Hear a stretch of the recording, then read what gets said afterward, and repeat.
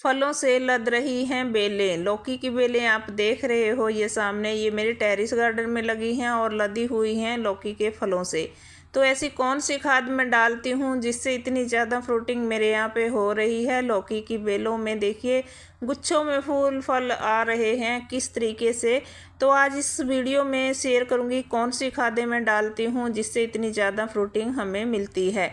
Hello friend, मैं हूँ अमरजीत और आप मेरे किचन गार्डन में हैं। देख रहे हो मैं कौन सी खाद अभी मिक्स करूँगी और कौन कौन सी खादें मिक्स करके इसमें मैं देती हूँ जिससे इतनी ज़्यादा फ्रूटिंग हमें मिलती है।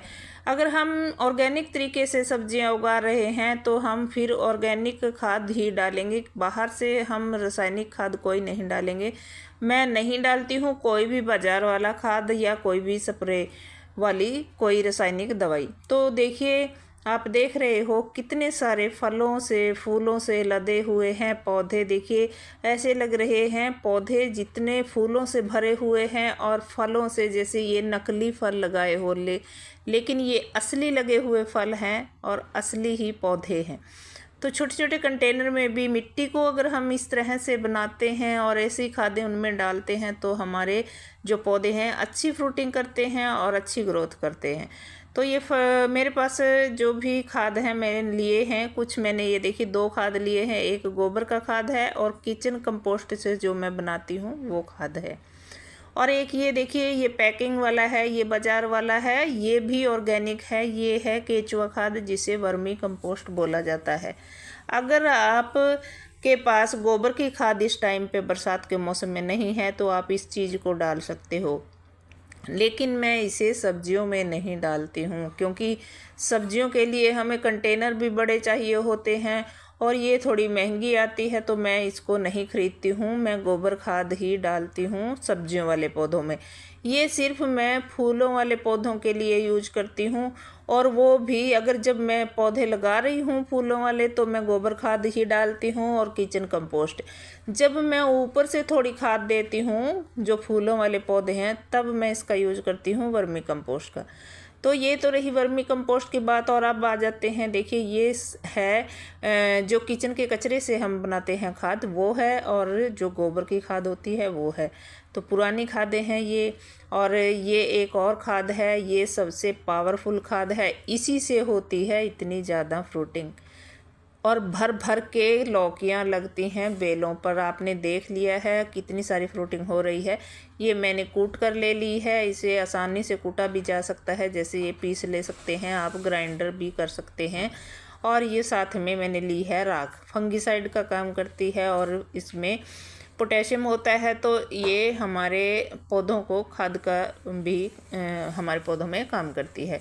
और इस जो सरसों की ये खली है इसको आप गलाकर पानी में फिर भी डाल सकते हैं अगर बरसात ज़्यादा नहीं हो रही है तो। देखिए इस तरीके से मैं ये मिक्सचर बना रही हूँ।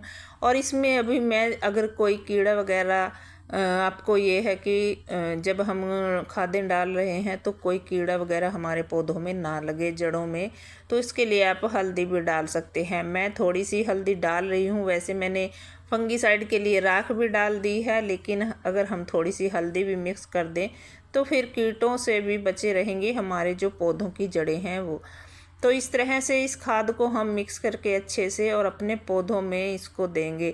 तो इस खाद को अगर हम सरसों की खली है, देखिए इससे जो फ्रूटिंग होती है गजब की फ्रूटिंग होती है और देखकर हैरानी होती है जब गुच्छों में फल लगते हैं। तो इसी चीज़ से मेरे यहाँ पे इतने ज़्यादा फल लगते हैं सारी सब्जियों में। मैं इसका यूज करती हूँ, ऑर्गेनिक है, बहुत आसानी से मिल जाती है। और इसको आप कूट कर पाउडर के फॉर्म में इस तरह मिट्टी में मिक्स करके खाद में मिक्स करके भी डाल सकते हैं, या फिर घोल कर बनाकर उसको पानी में डाइल्यूट करके उसे भी डाल सकते हैं। तो इतनी ज़्यादा फ्रूटिंग होती है सब्जियों में, इसके गजब के फ़ायदे होते हैं और बहुत ही आसानी से हो जाती हैं सब्जियां। इसको डालने से बहुत ज़्यादा हमें फल मिलते हैं। देख रहे हो छोटी बड़ी सभी बेलों पर फ्रूटिंग हो रही है। वीडियो अगर अच्छा लग जाता है तो प्लीज़ लाइक कर देना, चैनल को सब्सक्राइब ज़रूर करना। थोड़ी थोड़ी ही मिट्टी है, अगर इसी मिट्टी को जानदार बनाते रहें तो इसमें पौधे अच्छे चलते हैं, अच्छे फल लगते हैं। तो इसको हल्की सी ऊपर से ज़्यादा हमें नीचे गुड़ाई नहीं करनी है, क्योंकि बेलों की जड़ें होती हैं वो कट जाती हैं। हल्की सी ऊपर से एक परत मिट्टी की हटाएंगे तो इसके आसपास हम ये खाद दे देंगे।